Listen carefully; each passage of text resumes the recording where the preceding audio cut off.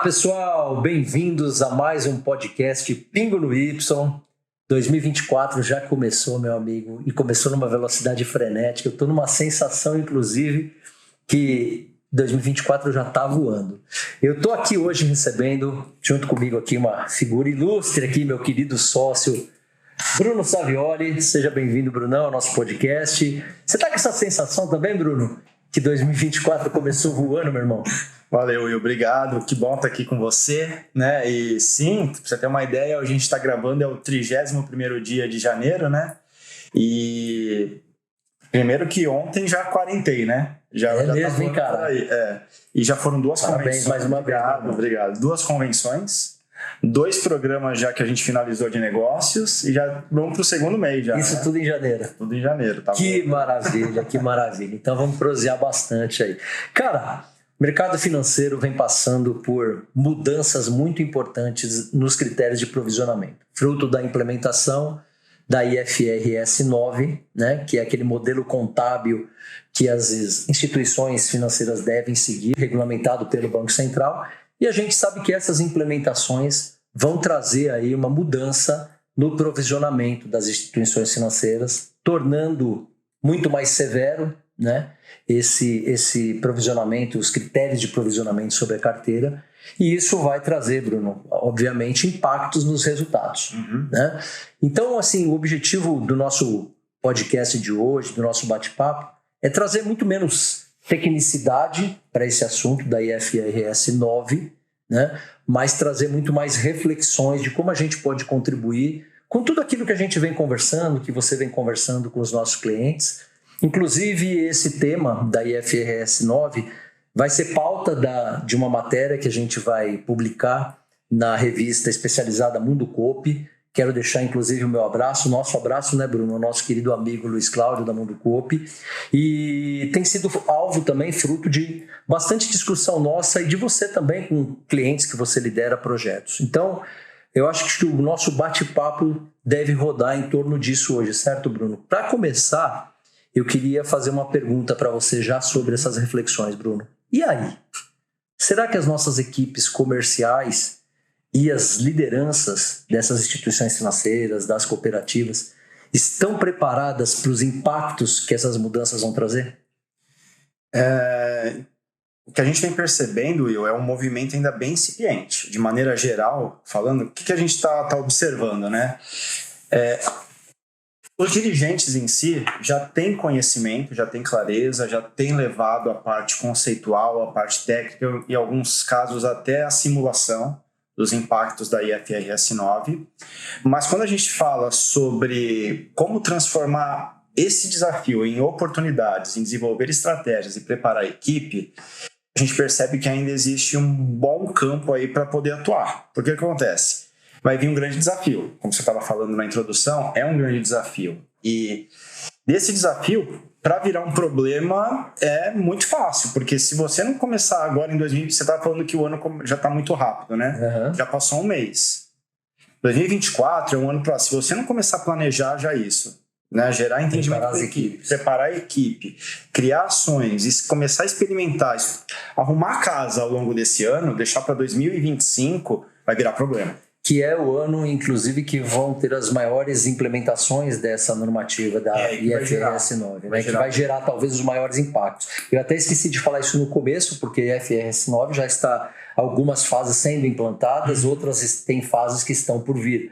Mas já é sabido os impactos e essas contas que você tem falado, né? Algumas cooperativas que a gente tem andado por aí, só para vocês terem uma ideia, pessoal aí de casa, né, instituições financeiras, os impactos chegam pode variar de acordo com a tamanho e porte. Cooperativa, 3 milhões, 5, 7, 20... 25 milhões, dependendo do porte. 25 milhões. Já ouvi dirigentes falando. Isso, é um impacto direto no resultado. Então, assim, como que eu arrumo a casa e começo a implementar ao longo desse ano e acompanhar, e quais são essas ações para quando chegar 2025, que é o impacto, já estou mais preparado, já estou equipe capacitada. Que bacana, Bruno. Então, em cima disso, a gente pode fazer aqui um pinga-fogo ou um pingo no Y para a gente poder trocar com os nossos espectadores quais seriam essas possibilidades, essas reflexões que inclusive, como eu citei, foi alvo até da matéria que a gente vai publicar agora na Mundo Coop, para poder contribuir com você que está do outro lado aí e de pensar se você já está fazendo alguma delas com a sua equipe, né? Se você pode implementar novas.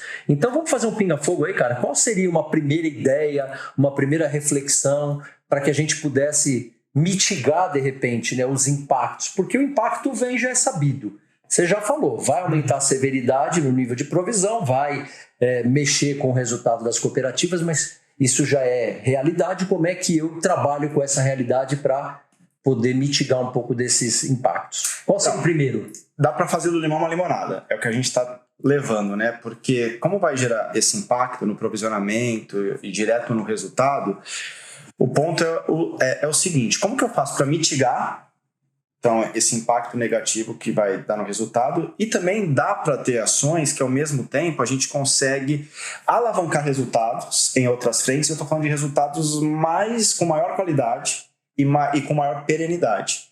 É algo que a gente sabe que precisa fazer, a gente tem ao longo do tempo levado para os nossos parceiros, nossos clientes, só que agora tem um motivo que dá ainda mais embasamento para tudo isso, porque ou você faz ou você vai ficar para trás. Né? Então, por exemplo, você sabe uma vida inteira que você precisa ter uma alimentação mais saudável.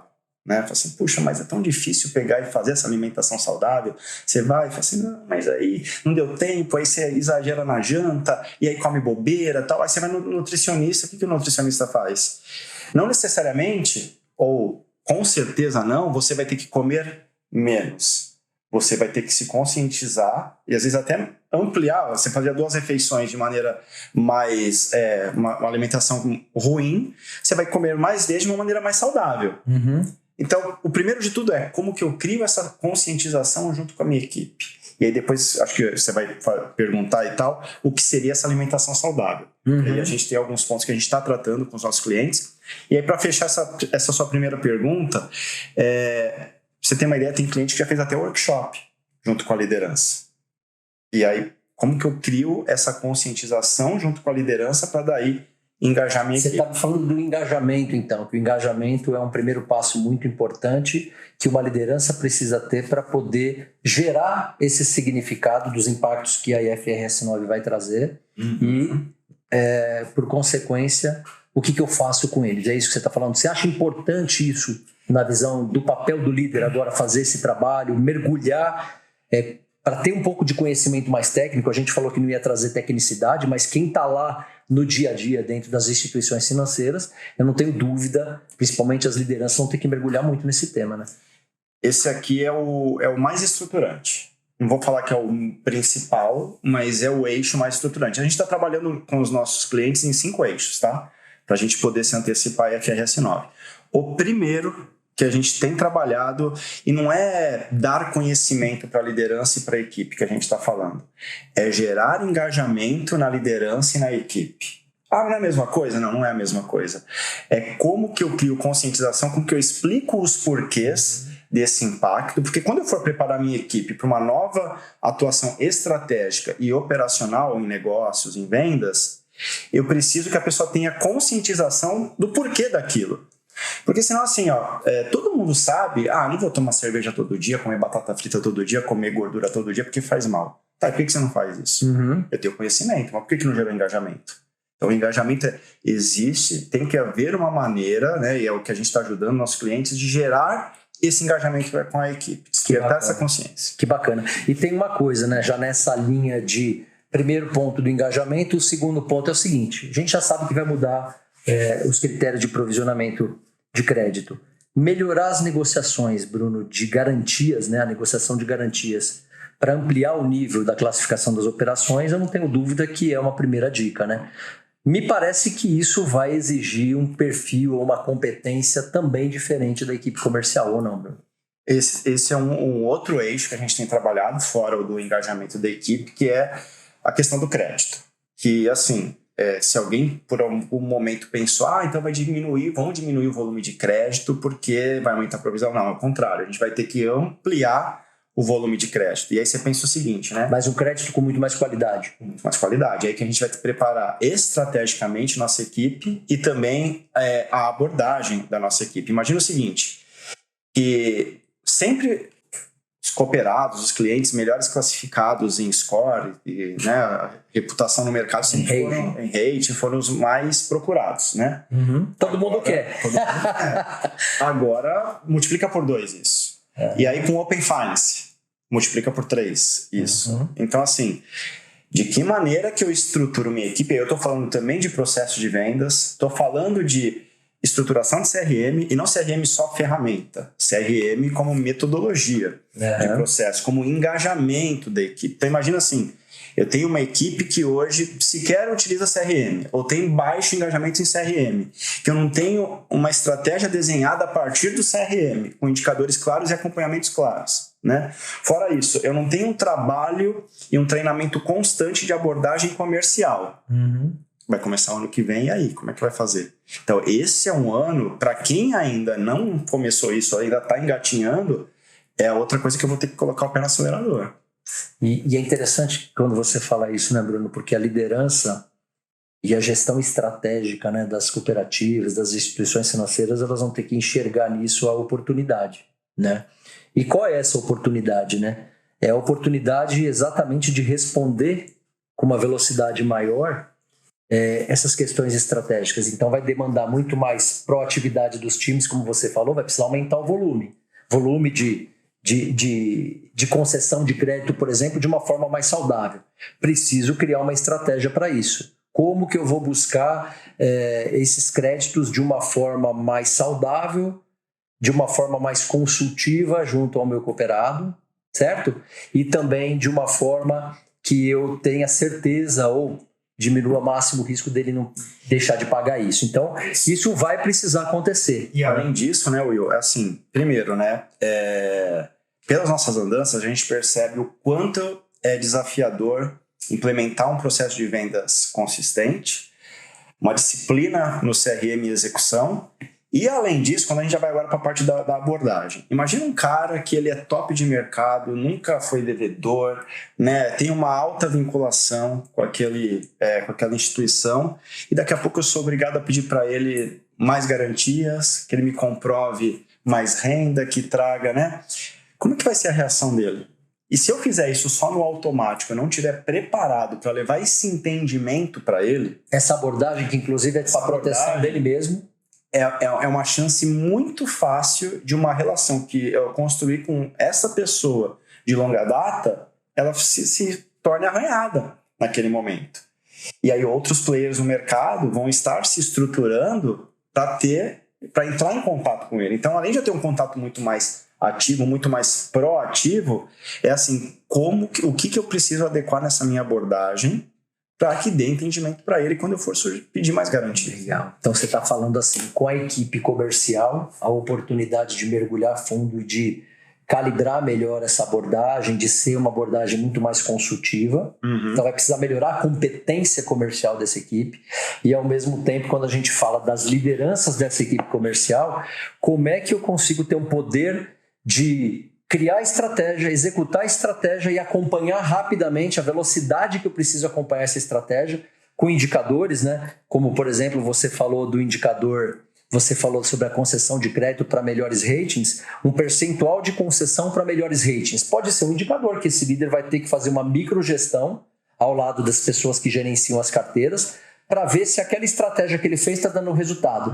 Então, quanto mais proativa for a equipe, quanto mais rápido eles fizerem um giro de carteira, fizerem essa abordagem mais assertiva com os seus cooperados, seus associados, mais rápido eu vou ver o resultado e vou poder corrigir rota ao longo do período para ir deixando essa carteira cada vez mais saudável. É por aí? Sim, e resumindo o que a gente falou até agora, engajamento e conscientização da equipe, depois a estruturação desse processo de vendas, definir uma estratégia muito clara para esse processo de vendas. Se eu tiver uma carteirização e carteiramento muito melhor, porque eu consigo ir no micro dessa minha estratégia, e colocar disciplina para esse contato proativo com uma abordagem comercial muito bem estruturada, com todos os diferenciais sendo colocados na mesa e bem entendido por aquela pessoa. Bruno, você falava agora um pouco sobre as cooperativas, né? E inclusive dos papos que você vem tendo com alguma delas.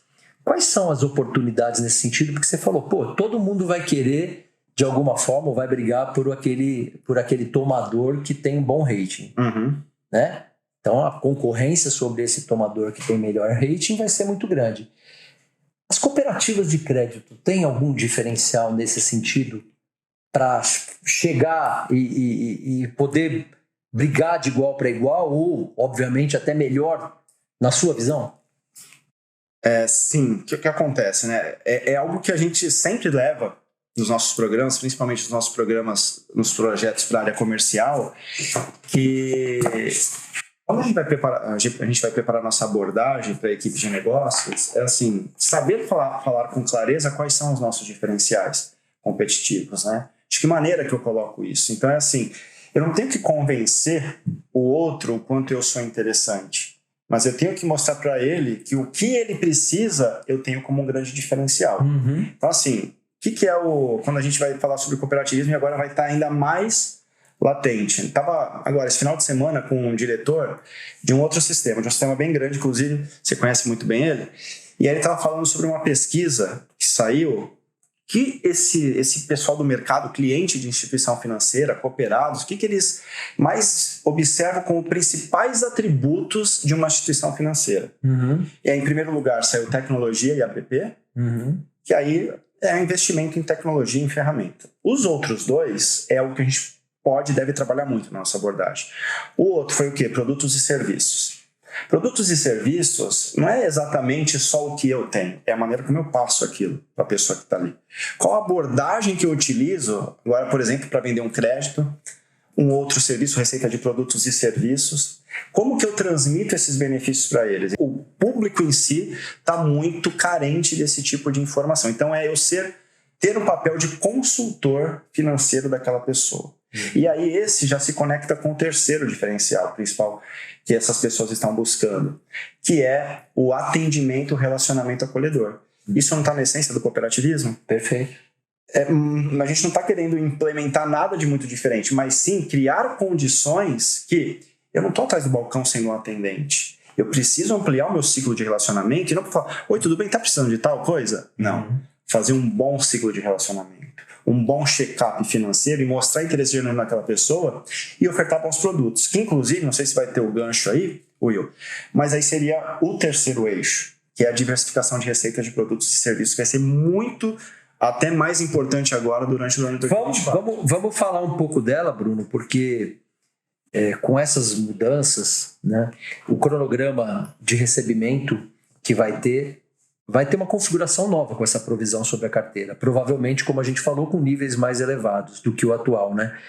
Me parece que aí também tem uma oportunidade, né? Que é essa oportunidade que você falou, o seguinte, não tem que parar de dar crédito, eu tenho que fazer mais crédito para dar escala, dentro de uma estratégia estabelecida para a cooperativa, né? Que cuide de todas as pontas, mas será muito importante também diversificar a receita. Né? Porque uma das formas que a gente tem é o seguinte, poxa, se provisionamento vai aumentar o impacto sobre o meu resultado, como é que eu faço o resultado, como é que eu reponho essa perda que vai gerar um provisionamento, como é que eu reponho isso com outras receitas? E aí entra um pouco do que você está falando, de receitas de produtos e serviços. Fala um pouco mais disso, eu acho que isso vai ser legal. Por que esse é um ponto importante, né, Will? Porque o que acontece? O crédito sempre vai ser um motor. Vai continuar sendo o motor, né?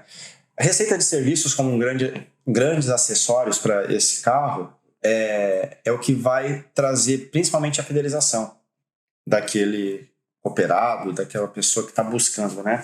Porque hoje em dia, se a gente fizer uma média, quanto que a gente tem de receita de serviço? 10, 15, 20%.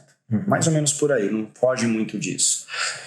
O grande desafio para a gente poder engajar e preparar ainda mais as nossas equipes nessa diversificação é ampliar o olhar na receita de serviço. Eu estava agora numa cooperativa semana passada, ou retrasada até. E aí eles estão com um desafio bem importante. Hoje, para você ter uma ideia, a vinculação é 2. Né? 2 produtos, no caso. O desafio para o próximo ano é 4. Vinculação, ou ISA, ou IPP, cada instituição acaba dando um nome, mas é isso, né? Produtos por associado. Agora o desafio para 2024, 4. Caraca, dobrar é desafiador. Inclusive, o presidente da Central, hora que ele falou assim, você tá louco, né? Caramba. Mas quando você começa a fazer a conta, você fala, nossa, é muito factível. Porque quando você divide a quantidade de negócios adicionais que eu preciso fazer, divide pela quantidade de colaborador e dias no ano, quando a gente fez essa conta, estava dando mais ou menos assim, cada colaborador fazer 10 negócios incrementais no mês, por exemplo. A gente É super factível. Mas a questão não é, então tem essa meta, esse desafio. O que está por trás disso? É o que vai fidelizar esses cooperados. Na hora de, por exemplo, optar, inclusive em pegar um crédito, inclusive aquele de melhores ratings, né? Assim, poxa, eu já estou com essa instituição aqui, eu já estou com uma altíssima vinculação, é a primeira pessoa que eu vou lembrar para isso. Mas para eu ser lembrado, eu vou ter que ter um comportamento muito mais proativo do que eu tenho hoje. Uma abordagem muito mais encantadora e de consultoria financeira do que eu tenho hoje. Ele precisa sentir isso e trabalhar em ativos, então. É mais ou menos assim que você está falando, né? Tira o bumbum da cadeira, né? Vai ter que ir muito mais ao encontro. Aí o giro de carteira, seja por telefone, seja por WhatsApp, seja por visita física, seja por visita digital, que hoje é possível fazer. Sim. Eu vou ter que criar essa dinâmica de estar muito mais próximo do meu associado. E quando eu busco esse associado, cooperado, cliente, dependendo da instituição financeira que esteja aqui nos ouvindo, ele vai ter que sentir o interesse genuíno. É muito interessante, Bruno, a gente tem constatado isso nos nossos projetos, né? Que muitas vezes você vai muito querendo vender um determinado produto, é o que a gente fala, foco no produto. Não é isso? Sim.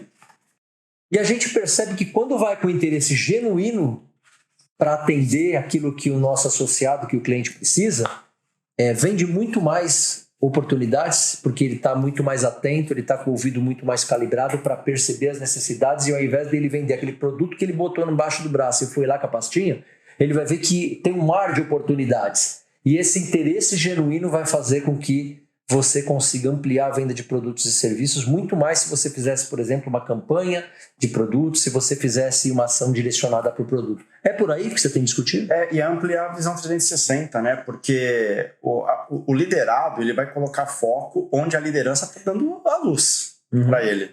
Então, assim, se eu desenvolver essa visão 360, ensinar a minha equipe e colocar na rotina de ler o CRM, né? Ler o histórico, definir a estratégia de atuação, é o que vai fazer a grande diferença disso. Sem esquecer, né, como grandes aí, itens nesse processo, que a gente vai ter que cuidar muito também da captação e da recuperação. São 2 itens que a gente vai ter que ter nessa linha do treinamento da equipe, treinar muito bem a equipe em captação, até porque a gente está falando de liquidez, alavancar crédito, né, e a recuperação.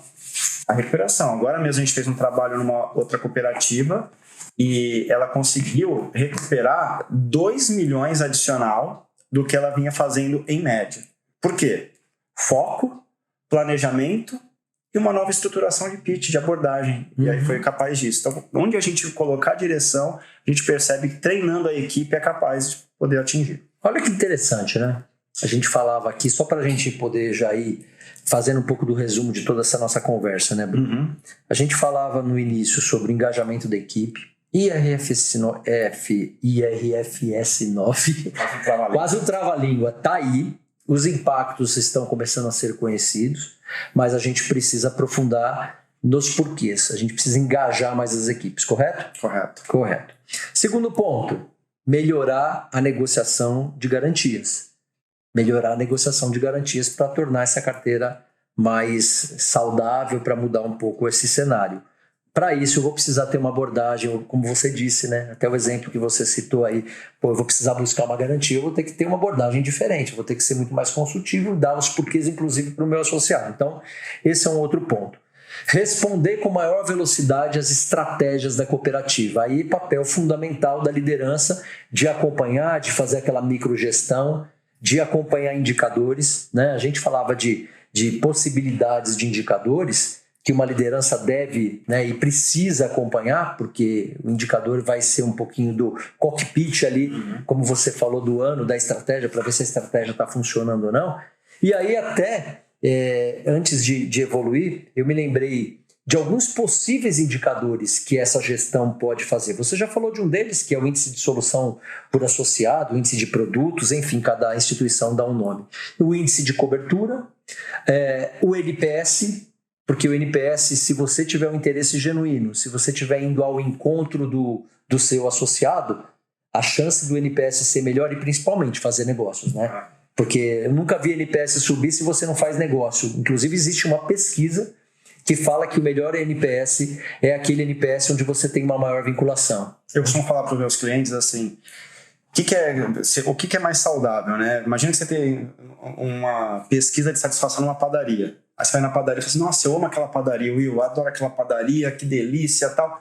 E eu só compro pãozinho naquela padaria. Quando eu preciso de um bolo... eu vou no outro. Aí eu vou no outro, vou no supermercado, vou na outra padaria. Não, peraí, a maior indicativo que eu, como dono da padaria, eu tenho, que você está satisfeito com a minha padaria, que você compra o pão na minha padaria, você compra o pão na padaria, você compra pão de queijo na minha padaria, não é isso? Não adianta só falar que tem satisfação. Não, perfeito. Fala que se ama a sua mulher todo dia. Eu te amo e tal, mas nunca leva pra jantar, nunca manda flores. Só quer sair com os amigos. Tanto que ama essa mulher. Então a gente falava do NPS, a gente falava, por exemplo, sobre o percentual de inativos, que é muito provocado por essa falta de giro de carteira. A inatividade muitas vezes se dá porque já vi pesquisas dentro de cooperativas dizendo o seguinte, qual é o maior motivo de gerar uma inatividade? Cara, ninguém me liga. Ninguém me oferece um produto, ninguém entende se eu estou precisando de alguma coisa, né? O percentual de concessão de crédito para ratings diferentes, para score de crédito diferente. Então, essas são algumas possibilidades que a gente falava que o líder pode, dentro dessa, responder mais rápido, a velocidade de estratégia ele pode acompanhar. Você falou muito, agora há pouco, sobre ampliar o poder de explicar os diferenciais que uma cooperativa tem. E a cooperativa tem a faca e o queijo na mão, porque ela se diferencia pela relação próxima e se diferencia, evidentemente, também, né, pelo impacto que ela gera dentro daquela comunidade, porque ela está presente ali, os resultados estão ficando dentro daquela comunidade. E isso é um ponto que eu vejo as equipes se aproveitarem muito pouco desse diferencial na hora de fazer uma venda.